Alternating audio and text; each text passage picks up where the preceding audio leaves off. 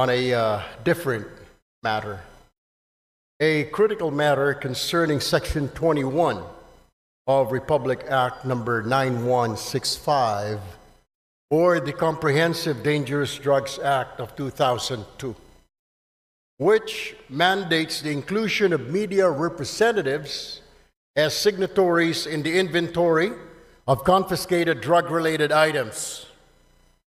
While this provision was crafted to enhance transparency in anti-drug operations, I submit that it is time for us to revisit and devolve this responsibility to better suited entities, Mr. Speaker. The inclusion of media representatives represents or presents significant challenges and risks. Media practitioners who are civilians are placed in potentially life-threatening situations when required to participate in such operations.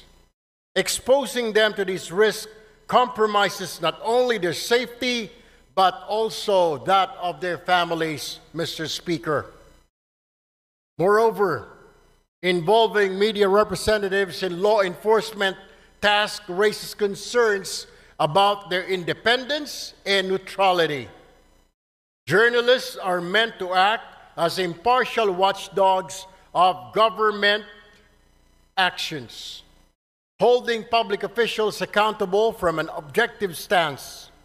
Requiring their direct participation, Mr. Speaker, in these operations undermines their role and may cast doubt on their credibility and impartiality. It is imperative that we devolve this responsibility to more appropriate witnesses who are already empowered under the law. Section 21 of RA 9165 already mandates the presence of Department of Justice representatives and barangay officials as witnesses in this process, Mr. Speaker. These individuals are better suited to fulfill the role of ensuring transparency and accountability in documentation of confiscated drug-related items. Additionally, we can enhance existing safeguards to further promote transparency without involving media personnel.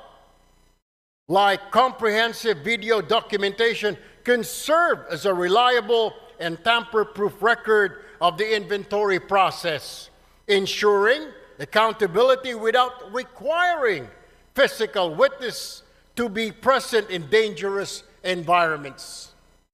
Increased training and oversight for DOJ and barangay representatives can strengthen their ability to act as effective witnesses. By devolving, Mr. Speaker, this responsibility to individuals already mandated and equipped for this role, we can preserve the safety of our media professionals, uphold journalistic independence, and maintain the integrity of anti-drug operations. Mr. Speaker, I urge this esteemed chamber to consider an amendment to Section 21 of Republic Act 9165, replacing media representatives with more suitable alternatives while reinforcing mechanisms for accountability and transparency. Let us act decisively to modernize this law and ensure its implementation aligns with our commitment to safety, justice, and good governance. Thank you, Mr. Speaker and my colleagues, and I look forward to our deliberations on this matter soon. Maraming salamat po, magandang hapon sa ating lahat. Thank you very much. Daghang salamat. Majority Leader. Mr. Speaker, I move that we recognize the Honorable Richard Gomez of the 4th District of Leyte for his interpellation. The Honorable Richard Gomez is recognized. Thank you, Mr. Speaker. Magandang hapon po sa inyo lahat. I'd like to find out if the good Congressman from ACT Party List would like to answer some of my questions regarding his privileged speech.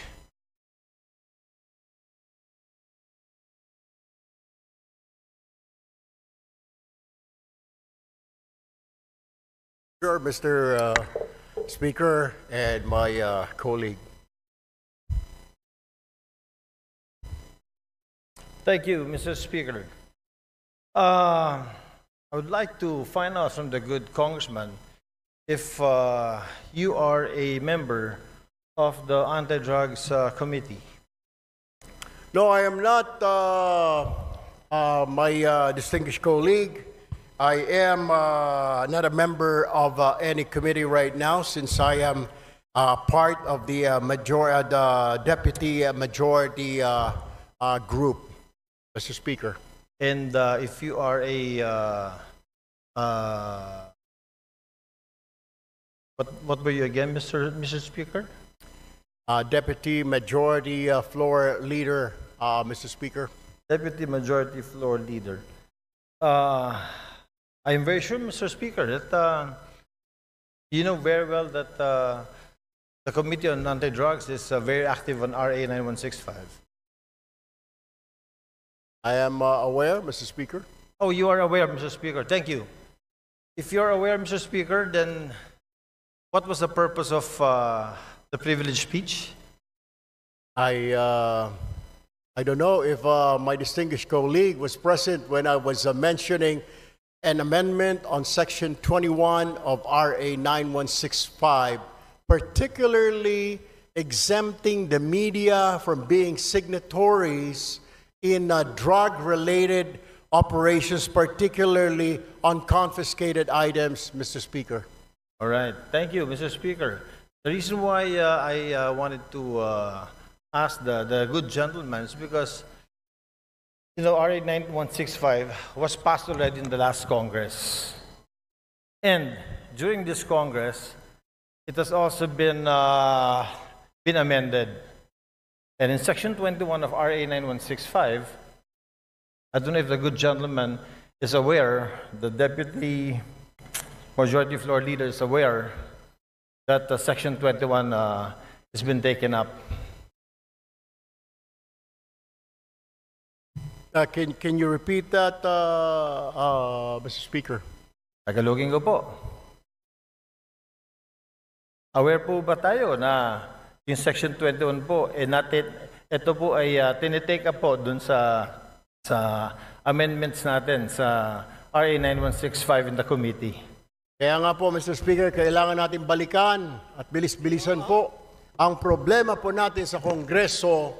Kaya po tayo napupulaan ng mga kababayan natin. Napakarami natin mga batas na kailangang ayusin, subalit hindi po naaayos, kaya kailangan po natin bilis-bilisan. Kung ito po ay na-take up, sana po ay bilisan pa para kaagad po ito ay ma-review at magawan po natin ng paraan dahil ito po ay kahilingan ng mga kasamahan po ng ating Fourth Estate, Mr. Speaker. Tama po. Napakaganda pong suggestion po niyan. Since kayo po ay malakas po sa Senado, baka pwede pong sila pong sabihan ninyo dahil wala po tayong counterpart sa Senado. Tapos na po tayo sa amendments natin. At yung pong privileged speech niyo kanina, pagtanggal po ng media, personalities, pag dumarating ang inventory time, pag mayroong buybacks, wala na po sa provision. Pagdating ho natin doon, Mr. Speaker, we will do that. But for now, we really have to look into this, maybe push on and convince our counterparts in the Senate to pass this law immediately. Matatagalan pa po tayo kasi dadaan pa po tayo ng eleksyon. Pag hinintay po natin na umabot kayo ng Senado, ay isang taon na naman po yun. Congratulations po at inamin nyo na talagang panalo na kayo sa Senado. I'm very happy that a colleague of ours will be in the Senate soon. Pero ibabalik ko lang po, Mr. Senator, na ito pong hinihiling ninyo na tanggalin natin or i-amend natin sa Provision 21 of RA 9165, matagal na po naming tinabaho ito sa aming komite at tinanggal po talaga po namin to. Ang tanging hiling namin, katulad din ng hinihiling ninyo, sana nga po mapabilis natin ito sa Senado. Dahil sa Senado po, hindi ko alam, pero baka pwedeng kayo na po magsalita. Baka pwedeng kayo na mag-privilege speech. Pakisabi na bilis-bilisan po para itong hinihiling natin na ma-amend itong Section 21 ay matapos na. Alam niyo ho, I will just have to correct my colleague. Hindi pa po ako senador, Your Honor. Ako po ay isang mambabatas, ako po ay isang representative, hindi pa po ako senador. Do, tumatakbo po ako senador, nais ko lamang po linawin na ako po ay isang congressman. Correct. Ako po ay member ng ACT-CIS party list at hindi po ako senador. Baka ang inyo po ibig sabihin, yung aking po nakatatandang kahuya po, siya po yung senador. Pangalawa, kaya ako nga po pinapabilis-bilisan para marinig po tayo sa Senado. Nabilis-bilisan po nila dahil ito po ay hindi pa naman batas. Habang ito hindi pa batas, ala hong saysay ang pagre-review, wala hong saysay ang pagtanggal ho natin ng section na yan, section 21, kung hindi pa naman po ito batas. What I am trying to point out, Mr. Speaker, I guess we have to do something about it. And para marinig ko, kaya ho tayo nagka-privilege speech para marinig po tayo sa Senado. Now, we are waiting for the decision, Mr. Speaker. If I can only do a privilege speech in the Senate, then I will do so. Unfortunately, I'm still here, a member of 19th Congress, Mr. Speaker. Salamat. Salamat, Mr. Congressman. Sinabi ko lang po yung sinabi niyo na gagawin niya pagdating niyo po sa Senate, inulit ko lang. But Mr. Congressman, we do something about it. We have done something about it.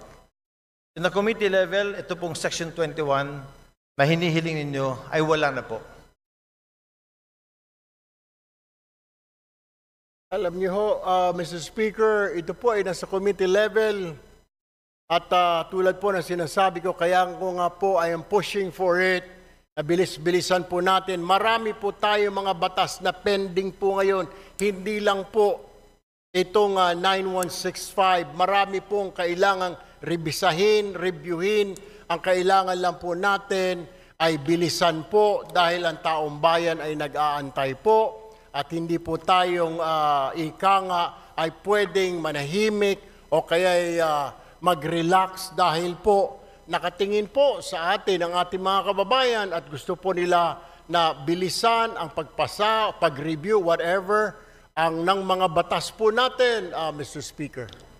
Therefore, Mr. Speaker, I think the correct manifestation should be, since the requested section is to be amended, and it has been replaced already, Mr. Speaker, is that the correct manifestation should be, we request that the Senate should fast-track this House version of RA 9165. That, I think, is the correct manifestation, Mr. Chair. I will take that, Mr. Speaker, but what I am saying is that the reason why I stood up today to remind not only our members here, but also our counterpart in the Senate, because I am sure they're also reviewing what we're doing here and watching us, to fast-track kung meron man, kung nandyan na po sa kanilang mga kamay, na bilisan because we cannot dictate them.